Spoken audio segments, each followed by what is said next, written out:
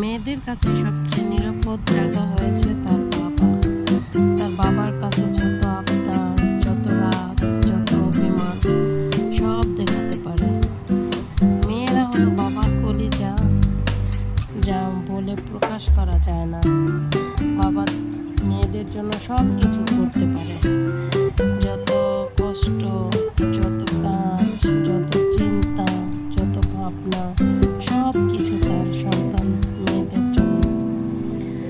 ছেলেরা তো বলে